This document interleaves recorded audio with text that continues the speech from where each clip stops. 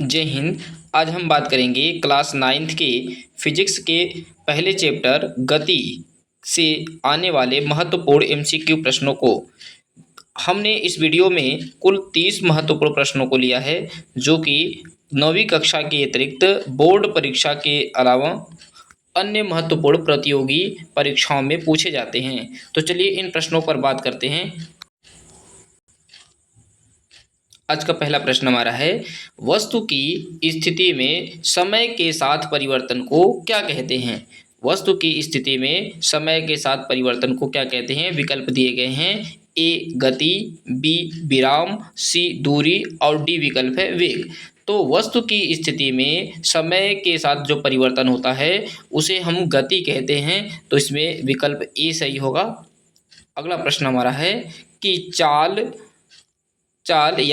का एसआई मात्रक क्या होता है। तो चाल या स्पीड का एसआई मात्रक क्या होता है। 4 विकल्प हैं, जिसमें ए है मीटर प्रति सेकंड स्क्वायर, बी विकल्प है किलोमीटर प्रति घंटा, सी विकल्प है मीटर प्रति सेकंड और डी विकल्प है मीटर सेकंड। तो चाल का एसआई मात्रक होता है मीटर प्रति सेकंड, तो इसमें ए विकल्प हमारा सही होगा। अगला प्रश्न हमारा है कि किसी वस्तु द्वारा तय किए गए कुल दूरी या कुल लंबाई को क्या कहते हैं। तो किसी वस्तु द्वारा तय किए गए रास्ते की कुल लंबाई को दूरी कहते हैं, तो इसमें बी विकल्प हमारा सही होगा। अगला प्रश्न है हमारा कि वस्तु की प्रारंभिक और अंतिम स्थिति के बीच की न्यूनतम दूरी को क्या कहते हैं। तो इसमें विकल्प दिए गए हैं। ए विस्थापन, बी दूरी, सी वेग और डी त्वरण। तो वस्तु की प्रारंभिक और अंतिम स्थिति के बीच की जो दूरी होती है उसे हम कहते हैं दोस्तों विस्थापन, तो इसमें विकल्प हमारा ए सही होगा। अगला प्रश्न हमारा है कि निम्नलिखित में से कौन सी एक सदिश राशि है। तो निम्नलिखित में से कौन सी एक सदिश राशि है। तो विकल्प दिए गए हैं। ए दूरी, बी चाल और आगे के विकल्प हमारे हैं द्रव्यमान और वेग। तो इसमें हमारा जो सही विकल्प होगा, कौन सी राशि पूछी गई है, एक सदिश राशि जो होगी हमारा इसमें, तो दोस्तों हमारा वेग जो होगा सदिश राशि होगा, इसमें डी विकल्प सही है। अगला प्रश्न हमारा है कि यदि कोई वस्तु समान समय अंतराल में समान दूरी तय करती है तो उसकी गति को क्या कहते हैं। तो विकल्प दिए गए हैं। ए असमान गति, बी विकल्प है एक समान गति और सी विकल्प है त्वरित गति, डी जो विकल्प है मंदित गति। यदि कोई वस्तु समान समय अंतराल में समान दूरी तय करती है तो उसकी गति को कहते हैं एक समान गति, तो इसमें हमारा जो बी विकल्प होगा वो सही होगा। अगला प्रश्न हमारा है विस्थापन का मान हो सकता है। विस्थापन का मान क्या क्या हो सकता है। विकल्प दिए गए हैं। ए धनात्मक, बी ऋणात्मक, सी शून्य और डी उपरोक्त सभी। तो जो विस्थापन होता है, विस्थापन का मान धनात्मक भी हो सकता है, ऋणात्मक भी हो सकता है और शून्य भी हो सकता है, इसलिए इसमें हमारा डी विकल्प सही होगा। अर्थात विस्थापन का मान धनात्मक, ऋणात्मक एवं शून्य हो सकता है, तो इस वजह से इसमें डी विकल्प सही होगा। अगला प्रश्न हमारा है प्रति इकाई समय में तय की गई दूरी को क्या कहते हैं। तो विकल्प दिए गए हैं। ए त्वरण, बी वेग, सी चाल, डी बल। तो प्रति इकाई समय में तय की गई दूरी को हम चाल कहते हैं, तो इसमें सी विकल्प सही होगा। अगला प्रश्न हमारा है कि एक निश्चित दिशा में वस्तु की चाल को क्या कहा जाता है। यदि कोई वस्तु एक निश्चित दिशा में एक चाल से चल रही हो तो वस्तु को क्या कहेंगे। विकल्प हैं। ए दूरी, बी विकल्प है वेग, सी विकल्प है त्वरण और डी विकल्प है विस्थापन। एक निश्चित दिशा में वस्तु की चाल को वेग कहा जाता है, अर्थात इसमें हमारा जो विकल्प होगा डी सही होगा। अगला प्रश्न हमारा है कि वेग में परिवर्तन की दर को क्या कहते हैं। वेग में परिवर्तन की दर को क्या कहते हैं। विकल्प हैं। ए चाल, बी विस्थापन, सी दूरी और डी त्वरण। तो वस्तु के वेग में परिवर्तन की दर को क्या कहते हैं? त्वरण कहते हैं। तो इसमें डी विकल्प हमारा सही होगा। तो डी विकल्प सही है। अगला प्रश्न हमारा है, त्वरण का एसआई मात्रक क्या होता है? तो हमको दिया गया है यहाँ त्वरण का एसआई मात्रक। त्वरण का एसआई मात्रक होता है, तो विकल्प है ए मीटर प्रति सेकेंड, बी है मीटर प्रति सेकेंड स्क्वायर, सी है किलोमीटर प्रति घंटा और यहाँ पर है सेंटीमीटर प्रति सेकेंड। तो हमारा त्वरण का जो एसआई मात्रक होता है वो होता है मीटर प्रति सेकेंड स्क्वायर। तो इसमें बी विकल्प हमारा सही होगा। अगला प्रश्न हमारा है कि ऋणात्मक त्वरण को क्या कहा जाता है? ऋणात्मक त्वरण को क्या कहा जाता है? तो ऋणात्मक त्वरण को कहते हैं, विकल्प दिए गए हैं मंदन, बी विकल्प है वेग, सी विकल्प है चाल और डी विकल्प है एक समान त्वरण। तो ऋणात्मक त्वरण को मंदन कहा जाता है। तो इसमें विकल्प हमारा ए सही होगा। अगले प्रश्न में चलते हैं। अगला प्रश्न हमारा है, गति का पहला समीकरण कौन सा है? तो गति के 3 समीकरण होते हैं। तो इसमें से पहचानना है कि गति का पहला समीकरण कौन सा है। विकल्प ए, बी, सी और डी है। तो इसमें जो विकल्प बी है, v बराबर यू प्लस ए टी जो होता है, यह गति का पहला समीकरण होता है। तो इसमें हमारा बी विकल्प सही होगा। अगला प्रश्न है हमारा कि वाहनों में दूरी को मापने के लिए कौन सा यंत्र लगा होता है? तो विकल्प आपको दिए गए हैं स्पीडोमीटर, बी विकल्प है ओडोमीटर, सी विकल्प है थर्मामीटर और डी विकल्प है बैरोमीटर। तो वाहनों में दूरी मापने के लिए प्रयोग किया जाता है ओडोमीटर का। तो इसमें बी विकल्प हमारा सही होगा। स्पीडोमीटर का उपयोग किया जाता है। स्पीडोमीटर का उपयोग तुरंत तात्कालिक चाल मापने के लिए किया जाता है और थर्मामीटर से तापमान मापते हैं और बैरोमीटर से वायुमंडलीय दाब मापा जाता है। तो इसमें हमारा जो विकल्प है बी सही होगा। अगला प्रश्न हमारा है, वाहनों की तात्कालिक चाल मापने के लिए किस यंत्र का उपयोग करते हैं? तो इसमें है विकल्प है ओडोमीटर, बी विकल्प है स्पीडोमीटर, सी विकल्प है एमीटर और डी है वोल्टमीटर। तो पिछले प्रश्नों में हमने बताया था कि वाहनों की तात्कालिक चाल मापने के लिए स्पीडोमीटर का प्रयोग किया जाता है। तो इसमें बी विकल्प हमारा सही होगा। अगला प्रश्न है हमारा, जब कोई वस्तु एक वृत्ताकार पथ पर नियत चाल से चलती हो तो उसकी गति क्या होती है या उसकी गति क्या कहलाती है? तो विकल्प है ए रेखीय गति, सरल रेखीय गति, बी विकल्प है एक समान वृत्तीय गति, सी विकल्प है दोलन गति और डी अनियमित गति।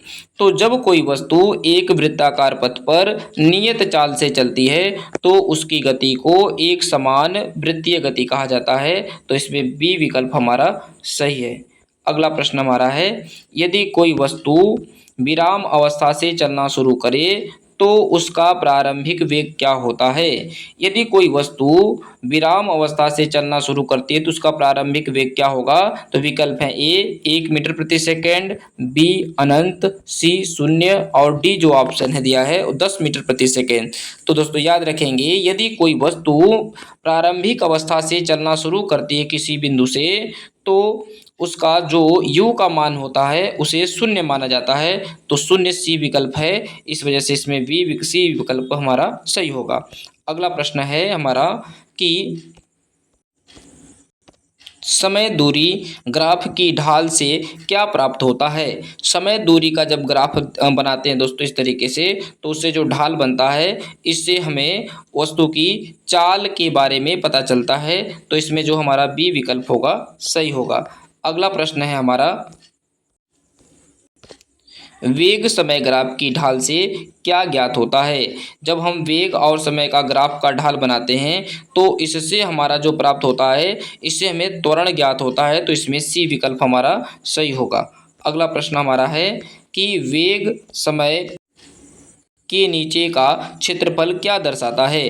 वेग समय ग्राफ के नीचे का क्षेत्रफल क्या दर्शाता है? तो इसमें हमारा जो विकल्प होगा त्वरण दिया है और ए विकल्प, बी है विस्थापन या तय की गई दूरी। तो इसमें हमारा जो बी विकल्प होगा यही सही होगा कि वेग समय के ग्राफ जो होते हैं नीचे का क्षेत्रफल दर्शाता है विस्थापन द्वारा तय की गई दूरी। तो इसमें विकल्प जो होगा बी सही होगा। अगला प्रश्न हमारा है, यदि कोई वस्तु 5 सेकंड में 20 मीटर की दूरी तय करती है तो वस्तु की चाल क्या होगा। तो चाल बराबर होता है हमारा दूरी बटा समय। तो हमारी दूरी दी गई है 20 मीटर और समय हमारा है 5 सेकंड। तो जब इसको डिवाइड करेंगे तो हमारा आएगा 5 चौको 20, 5 चौका 20, 4 मीटर प्रति सेकेंड स्क्वायर, क्योंकि जो 4 मीटर प्रति सेकेंड चाल पूछा है तो हमारा ये विकल्प इसमें जो होगा सही होगा। अगला प्रश्न हमारा है, क्या किसी वस्तु का विस्थापन शून्य हो सकता है जब उसने कुछ दूरी तय की हो। तो इसमें प्रश्न पूछा गया है कि क्या किसी वस्तु का विस्थापन शून्य हो सकता है जब उसने दूरी तय की हो। तो विकल्प दिए गए हैं, ए हाँ, बी नहीं, सी नहीं कह सकते और डी कभी नहीं। तो इसमें जो हमारा विकल्प होगा हाँ, ये विकल्प सही होगा, क्योंकि यदि कोई वस्तु एक बिंदु से चलना शुरू करती है और कुछ दूरी तय करती है और पुनः उसी बिंदु पर वापस आ जाती है तो इसके द्वारा दूरी तय करने के बावजूद भी इसका विस्थापन शून्य हो सकता है। तो इस वजह से हमारा इसमें भी जो ए विकल्प होगा वो सही होगा। अगला प्रश्न हमारा है कि एक वृत्ताकार पथ पर दौड़ता हुआ एथलीट किसका उदाहरण है। तो एक इस तरीके से वृत्ताकार पथ है और इस पर एक एथलीट लगातार दौड़ रहा है तो एक समान गति का उदाहरण होगा। अब ए विकल्प है, बी विकल्प है त्वरित गति का, और सी है स्थिर वेग का, और डी है विरामावस्था। तो इसमें ए विकल्प हमारा सही होगा, एक समान गति का। अगर इसमें वृत्तीय गति दिया होता तब भी सही होता, तो विकल्प ए सही है। अगला प्रश्न हमारा है कि गति के समीकरण v² - u² बराबर 2as में यस किस बात को प्रदर्शित करता है या किस चीज को प्रदर्शित करता है। तो विकल्प है, ए समय, बी चाल, सी दूरी या विस्थापन, और डी जो है गति। तो यस जो है ये दूरी और विस्थापन को क्या करता है, प्रदर्शित करता है। तो सी विकल्प हमारा इसमें सही होगा। अगला प्रश्न है 25 नंबर का प्रश्न है, यदि कोई कार अचानक रुक जाती है तो उसका अंतिम वेग क्या है। यदि कोई चाल किसी वेग से चल रही हो और अचानक रुक जाए तो उसका जो वेग होगा, अंतिम वेग v का मान हमारा हो जाएगा 0। तो 0 बी विकल्प दिया गया, तो इसमें बी विकल्प हमारा सही होगा। अगला प्रश्न हमारा है कि औसत चाल का सूत्र क्या होता है। तो औसत चाल का हमारा सूत्र होता है कुल दूरी बराबर कुल समय। औसत चाल का सूत्र होगा कुल दूरी बटा कुल समय। तो ये विकल्प हमारा इसमें सही होगा। अगला प्रश्न है, यदि समय दूरी का ग्राफ एक सीधी क्षैतिज रेखा में हो तो वस्तु की स्थिति क्या होगी। यदि समय दूरी का ग्राफ एक क्षैतिज रेखा में हो तो वस्तु की स्थिति क्या होगी। विकल्प हैं, ए वस्तु एक समान गति में है, बी है वस्तु विराम अवस्था में है, सी वस्तु त्वरित हो रही है, और डी वस्तु का वेग बढ़ रहा है। तो इसका जो हमारा सही विकल्प होगा वस्तु विराम की अवस्था में है। जब यदि क्षैतिज स्थिति रेखा प्राप्त होती है तो इसमें का जो बी विकल्प है वो सही होगा। अगला प्रश्न हमारा है कि घड़ी की सेकंड की सुई गति किस प्रकार की करती है या किस प्रकार की गति का उदाहरण है। तो जो घड़ी होती है इसमें जो सेकंड की सुई है तो यहाँ 12 बजेगा तो 12 के बाद फिर 1 2 ऐसे करके करते हुए ये घूमती रहती है और हर 60 सेकंड में अर्थात 1 मिनट में एक चक्कर पूरा कर लेती है। तो यह एक समान वृत्तीय गति का उदाहरण होगा। तो इसमें जो हमारा बी विकल्प है वो सही होगा। अगला प्रश्न है वह हमारा कि निम्नलिखित में से कौन सी अदिश राशि है। तो निम्नलिखित में से कौन सी अदिश राशि है। विकल्प दिए गए हैं विस्थापन, दूसरा विकल्प है वेग, तीसरा दूरी और त्वरण। तो इसमें हमारी जो अदिश राशि होगी वो सी विकल्प सही होगा, दूरी।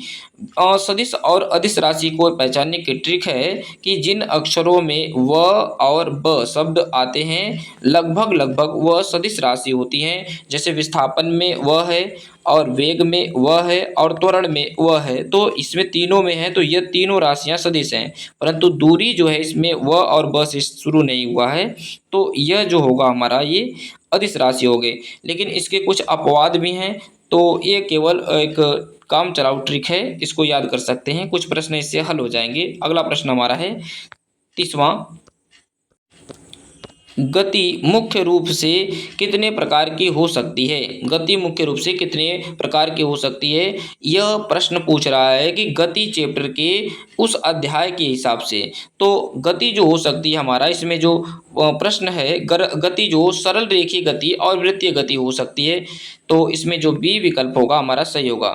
तो यदि आप लोगों को वीडियो हमारा अच्छा लगा हो तो चैनल को सब्सक्राइब करिए, लाइक कीजिए, और आप जिस भी चैप्टर से एमसीक्यू प्रश्न चाहते हैं उसको कमेंट करिए, हम अगले वीडियो में उसका वीडियो बनाकर चढ़ा देंगे। धन्यवाद।